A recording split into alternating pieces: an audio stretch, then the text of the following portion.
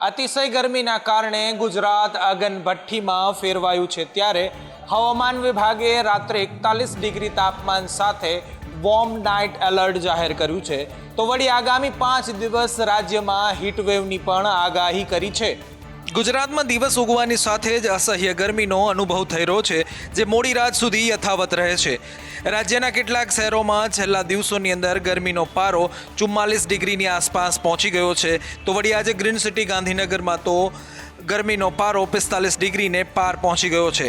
મહત્વનું છે કે 20 મેથી લઈ 24 મે સુધી રેડ એલર્ટ અપાયેલું હોવાથી અમદાવાદ શહેર અને ગ્રામ્યમાં બાળકોને ગરમીથી બચવા માટે પણ ડીઓએ આદેશ કરી દીધા છે।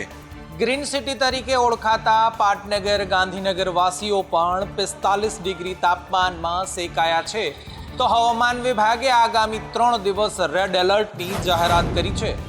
દેશમાં ગરમીની સાથે સાથે ગરમીનો પ્રકોપ પણ અવિરત રહ્યો છે। એવામાં આ 5 દિવસ આ 4 રાજ્યો માટે ખૂબ અઘરા છે। ત્યારે ગુજરાત જ નહીં પરંતુ દેશના અન્ય રાજ્યોમાં પણ પ્રચંડ હીટવેવ ચાલી રહ્યો છે।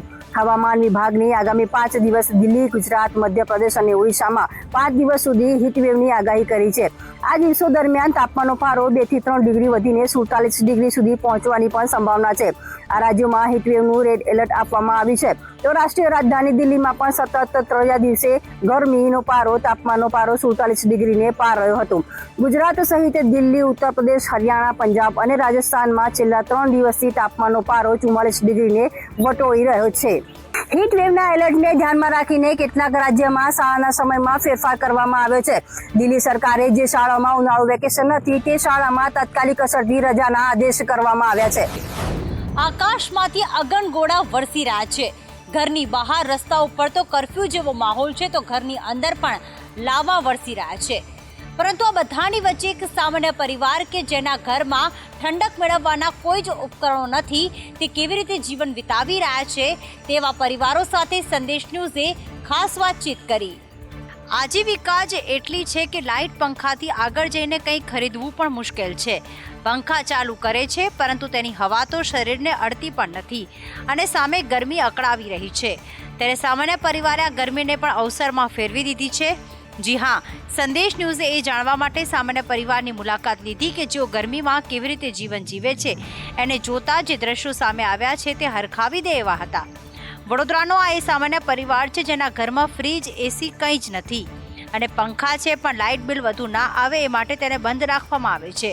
પરંતુ આ પરિવાર કઈ રીતે આ રીતે ગરમીથી રક્ષણ મેળવે છે તે પણ એક મોટો પ્રશ્ન છે। અમદાવાદમાં પણ ગરમીએ સામાન્ય લોકોની લાઈફસ્ટાઈલ બદલી નાખી છે। ઓરેન્જ એલર્ટના લીધે તેઓ બહાર જવાનું તો ટાળી જ રહ્યા છે પરંતુ બપોરે વિવિધ ગેમ્સ અને ટીવી જોઈને સમય પસાર કરે છે અને સાથે ઘરે ઠંડા પાણીનો સહારો લઈને ઠંડક મેળવે છે। દરેક વ્યક્તિ કે પછી દરેક પરિવારને આવી સુવિધાઓ મળે તે જરૂરી નથી પરંતુ આવી અસુવિધાઓ વચ્ચે પણ સુવિધાઓ ઊભી કરે એનું નામ જ જીવન।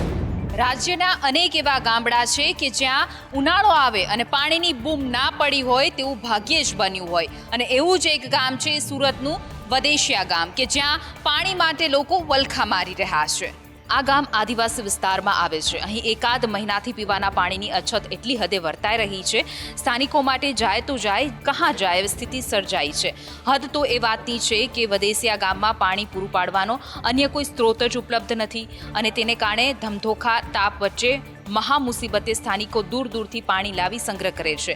આ ગામની આસપાસ 3 થી વધુ ડેમ આવેલા છે જેનું પાણી સુરતથી લઈ અંકલેશ્વર અને હાસોટ સુધી લઈ જવાય છે પરંતુ ડેમની નજીક જ એટલે કે 20 કિલોમીટરના અંતરે આવેલા ગામ સુધી તેનું પાણી ના પહોંચતા આજે ગામ તરસી રહ્યું છે। હવે અહીં કરુણતા જ એ વાતની છે કે ગામમાં પાણી માટે 70થી વધુ બોર કરાયા છે, 68થી વધુ હેડપંપ છે, નાની ટાંકીઓ પણ છે પરંતુ પાણી હજુ સુધી ગામને ના મળતા તમામ હેડપંપ ભંગાર બનીને રહી ગયા છે। એવામાં કુવાઓને ભરવામાં આવે તેવી માંગ ઉઠી છે। હદ તો એ વાતની છે કે સરપંચની ટર્મ પૂર્ણ થયા બાદ ફરી ચૂંટણી કરાયા નથી। ગામ આખું રામ ભરોસે છે। રજૂઆત કરવી તો કોને? સુસાઇડ બોમ્બર બની અને ભારત આવેલા 4 આતંકીઓની ધરપકડ બાદ પોલીસ દ્વારા પૂછપરછમાં અનેક ઘટસ્ફોટ થયા છે। આઈએસઆઈએસના 4 આત્મઘાતી હુમલાખોરોની ગુજરાત એટીએસે ધરપકડ કરીને એક મોટી સફળતા મેળવી છે। ત્યારે હવે ગુજરાત એટીએસની તપાસમાં એવું સામે આવ્યું છે કે 4 આતંકીઓ આત્મઘાતી હુમલો કરવા મોકલાયા હતા। ફેબ્રુઆરીમાં 4ની આતંકી ટ્રેનિંગ ચાલુ થઈ હતી અને હુમલો કરવા એ ટ્રેનિંગનો છેલ્લો ભાગ હતો. એટલું જ નહીં, આ 4 પૈકી 2 આતંકીઓ તો 8 વાર ભારત આવી ચૂક્યા છે. નાના ચિલોડામાં હથિયાર અંદાજે 3 થી 4 દિવસ પહેલા જ મૂકવામાં આવ્યા હતા. એ પણ જાણ મળતા હાલના ચિલોડા આસપાસના સીસીટીવી ફૂટેજની તપાસ શરૂ કરવામાં આવી છે. સાથે જ દેશમાં આઈએસનું સ્લીપર સેલ સક્રિય હોવાનો ખુલાસો પણ થયો છે. વળી આ 4 પૈકીનો એક મોહમ્મદ ફારિસ ડ્રગ્સની હેરાફેરી કરતો હોવાનું પણ સામે આવ્યું છે. આપને જણાવી દઈએ કે આ 4 આતંકીઓની ધરપકડ બાદ પોલીસે તેના પરિવારોને પણ જાણ કરી દીધી છે અને આ સાથે જ શ્રીલંકા પોલીસ પણ તપાસમાં જોડાઈ છે. અમદાવાદનું ઐતિહાસિક રેલવે સ્ટેશન રામ ભરોસે છે. જી હા, ગઈકાલે અહીંયાથી આતંકવાદીઓ પકડાયા અને આજે સંદેશે રિયાલિટી ચેક કરી તો બધું રામ ભરોસે નજરે પડ્યું. અહીંથી ગઈકાલે આતંકવાદી ઝડપાયા હતા અને એવું હોય છે કે અત્યારે અહીં સુરક્ષા વધારી દેવી જોઈએ, પરંતુ અહીંની વાસ્તવિકતા તો કંઈક વિપરીત જોવા મળી છે. કાલુપુર રેલવે સ્ટેશનના ગેટ પર કોઈ તપાસ થતી નથી, તેમજ કાલુપુર રેલવે સ્ટેશન પર હજારો મુસાફરોની અવરજવર કરે છે, તેની પણ કોઈ તપાસ થતી નથી. આ સાથે જ અહીંની સુરક્ષાકર્મીઓની ગેરહાજરી પણ જોવા મળી હતી, દ્રશ્યોમાં જોઈ શકાય છે. અને સાથે સુરક્ષાકર્મીઓની ઓફિસમાં તાળા લાગેલા દેખાયા. આપને જણાવી દઈએ કે ગઈકાલે અહીંથી પકડાયેલા આતંકી પાસેથી જાણવા મળ્યું હતું કે તેઓના નિશાન પર યહૂદીઓ હતા. આ સાથે ખ્રિસ્તીઓ, બીજેપી, આરએસએસના સભ્યો પર હુમલાનો પ્લાન હતો. જનરલી આતંકવાદીઓ ભીડભાડવાળી જગ્યાને પસંદ કરતા હોય છે, જ્યારે અહીંયા સુરક્ષાની અંદર શૂન્ય બરાબર જોવા મળે. અમદાવાદ મ્યુનિસિપલ કોર્પોરેશનમાં ભ્રષ્ટાચારના ઉત્તમ ઉદાહરણ બનેલા તેમજ સૌથી ચર્ચાસ્પદ એવા હાટકેશ્વર બ્રિજ છેલ્લા 2 વર્ષથી બંધ છે, ત્યારે કોંગ્રેસે આજે અનોખી રીતે આ બ્રિજનો વિરોધ નોંધાવ્યો છે. હાટકેશ્વર બ્રિજને તોડી પાડી નવો બનાવવામાં કોર્પોરેશન દ્વારા ટેન્ડર પ્રક્રિયા પણ કરવામાં આવી છે, પરંતુ હજુ સુધી કોઈપણ કંપની બ્રિજ તોડી નવો બનાવવા માટે તૈયાર નથી, જેથી હવે હાટકેશ્વર બ્રિજ મ્યુનિસિપલ કોર્પોરેશન માટે ગળાનું હાડકું સમાન બની ગયું છે. બ્રિજના ટેન્ડરમાં હજુ સુધી કોઈ કંપની રસ ન દાખવતા હવે બ્રિજને કોર્પોરેશનને જાતે જ તોડવો પડે એવી પરિસ્થિતિનું નિર્માણ થયું છે. ત્યારે વિપક્ષ દ્વારા હવે બેનરો લગાવી વિરોધ કરવામાં આવ્યો છે, જેમાં લખવામાં આવ્યું છે કે એએમસી મને હટાવો, હું ભ્રષ્ટાચારી બ્રિજ છું, ખૂબ થાકી ગયો છું, હું ક્યાં સુધી નડીશ. કોંગ્રેસે લગાવેલા બેનર કોર્પોરેશન દ્વારા હટાવી લેવામાં આવ્યા હતા. જો કે આ બ્રિજને લઈને સત્તાધીશો યોગ્ય નિર્ણય ન લેતા હોવાના કારણે આ બ્રિજ હવે ઉત્તમ શોપીસ બની ગયો છે. ભાવનગરમાં હવે ગેરકાયદેસર બાંધકામ જોવા નહીં મળે. ભાવનગર કોર્પોરેશન એક ઝુંબેશ ઉપાડી અને જેટલા પણ ગેરકાયદેસર મકાનો અથવા તો બાંધકામ છે એ અત્યારે હાલ તોડી રહ્યું છે.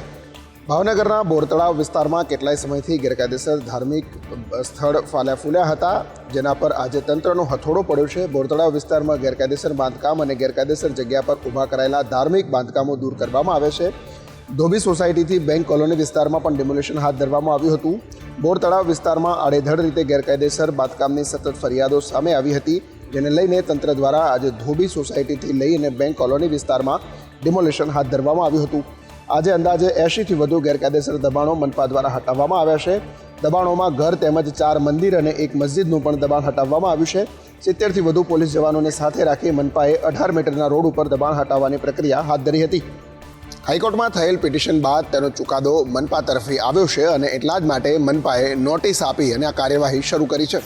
ગુજરાતમાં સ્માર્ટ વીજ મીટરની બબાલ હાઈકોર્ટમાં પહોંચી છે, તો બીજી બાજુ વિરોધ વધતા ગુજરાત સરકારે નમતું જોખ્યું છે. સ્માર્ટ મીટર ફરજિયાતપણે ઇન્સ્ટોલ કરવાનું કાયદામાં દર્શાવ્યું નથી. પ્રીપેડ સ્માર્ટ મીટરની યોજનાને હવે ગુજરાત હાઈકોર્ટમાં પડકારવામાં આવી છે. એવી પણ દલીલ કરવામાં આવી છે કે સ્માર્ટ મીટર લગાડવા પાછળ લાખો ગ્રાહકોનું હિત જોવાયું નથી. મધ્ય ગુજરાત વીજ કંપની લિમિટેડ દ્વારા જૂના ઇલેક્ટ્રિસિટી મીટર કાઢીને નવા પ્રીપેડ મીટર લગાડવાની શરૂ કરાયેલી કાર્યવાહીનો ચોમેર વિરોધ થઈ રહ્યો છે.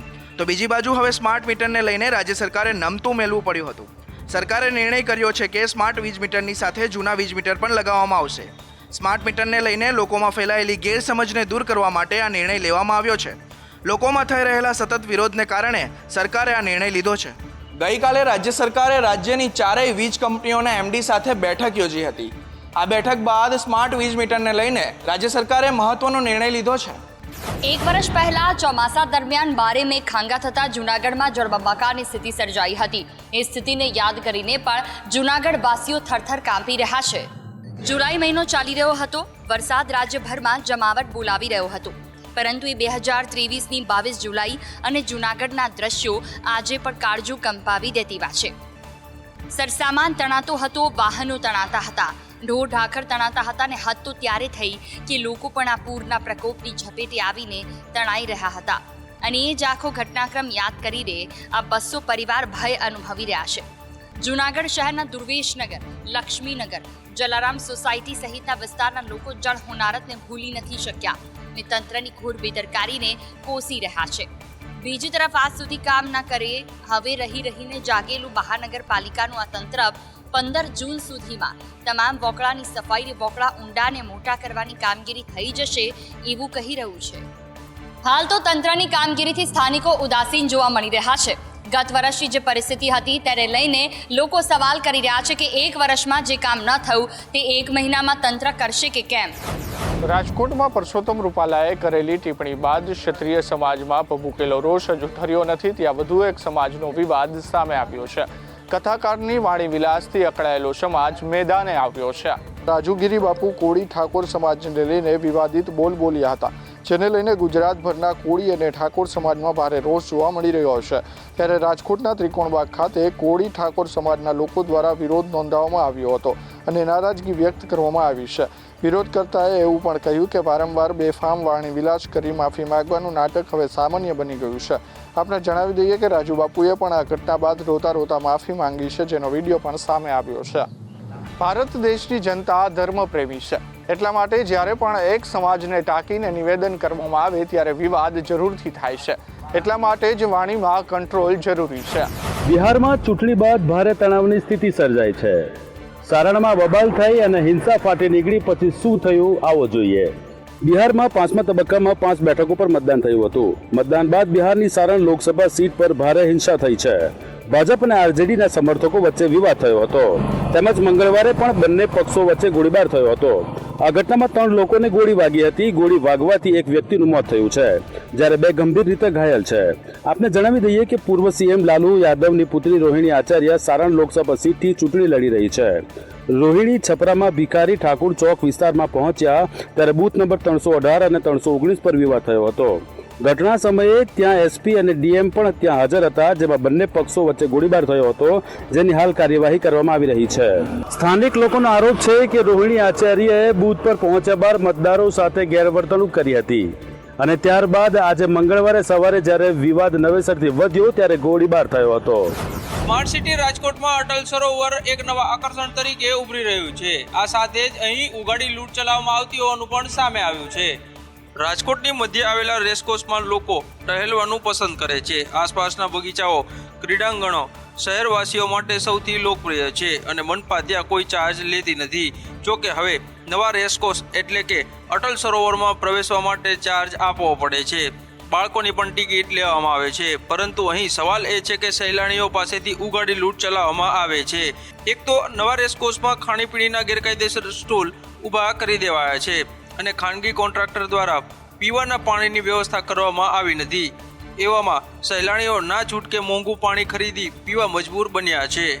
પાણીની બોટલના ₹20ની જગ્યાએ ₹40 લેવામાં આવે છે, તો ₹20 મળતી પાણીપુરીની પ્લેટ અહીં ₹40 મળી રહી છે, જેથી અહીં આવનાર લોકોમાં નિરાશા ફેલાય છે. સાથે જ અસંતોષ પણ જોવા મળી રહ્યો છે. કેરીની સિઝને જેમ જેમ ગતિ પકડે છે તેમ ગીરની પ્રખ્યાત કેસર કેરી રેકોર્ડ તોડ્યો છે. જૂનાગઢ માર્કેટિંગ યાર્ડમાં 14,000 કેરીના બોક્સની રેકોર્ડ બ્રેક આવક થઈ છે. એક જ દિવસમાં એક સાથે 14,000 બોક્સની આવક થતાં કેરીના ભાવમાં પણ ઘટાડો જોવા મળ્યો છે. કેરીની સિઝન શરૂ થઈ ત્યારથી અત્યાર સુધીમાં 2 લાખથી વધુ બોક્સની આવક થઈ ચૂકી છે. ત્યારે ભાવમાં પણ નોંધપાત્ર ઘટાડો જોવા મળ્યો છે. પહેલાં કેરીના 1100થી લઈને 2500 સુધીના ભાવ હતા, જે હવે ઘટીને 750થી લઈને 1100 સુધીના ભાવ જૂનાગઢ માર્કેટિંગ યાર્ડના હરાજીમાં બોલવામાં આવ્યા હતા. અમરેલી જિલ્લો એ કેસર કેરીનો ગઢ માનવામાં આવે છે. અમરેલી જિલ્લાના ધારી, સાવરકુંડલા, ખાંભા સહિતના તાલુકામાં કેસર કેરીના બગીચા આવેલા છે અને હાલમાં કેસર કેરીની આવક શરૂ થઈ ગઈ છે. હાલમાં બજારમાં કેસર કેરીની આવક થતાં માંગમાં વધારો થયો છે. સાથે જ મોટી સંખ્યામાં લોકો કેસર કેરીની ખરીદી કરી રહ્યા છે. સોના ચાંદીની ચાંદી જ ચાંદી થઈ ગઈ છે. આજે સોના ચાંદીનો ટાઈમ ઓલ ટાઈમ હાઈ પર પહોંચી ગયો છે. બુલિયન માર્કેટમાં ફરી તોફાની તેજી જોવા મળે છે. આંતરરાષ્ટ્રીય બજારમાં સોનું ઝડપી $2,425 અને ચાંદી $32ની સપાટી નજીક પહોંચ્યા છે, જેના પરિણામે સ્થાનિક બજારમાં નવી ટોચ બની છે. અમદાવાદ ખાતે ચાંદી વધુ 1,500 વધી ₹91,500ની રેકોર્ડ સપાટીએ બંધ હતી, જ્યારે સોનું પણ ₹600 વધીને ₹77,000ની ઉચ્ચ સ્તર સપાટી પર પહોંચ્યું હતું. ફેડરલ રિઝર્વ આગામી 2 માસમાં એકાદ વ્યાજ કાપ આપે તો પણ સોના ચાંદીમાં તેજીનો કરંટ જળવાયેલો રહી શકે છે. સ્થાનિકમાં સોનું 80,000 અને ચાંદી 1 લાખ નજીક પહોંચી શકે છે. હાલ સોનું અને ચાંદી રોકાણ માટે સેફ હેવન ગણાય છે.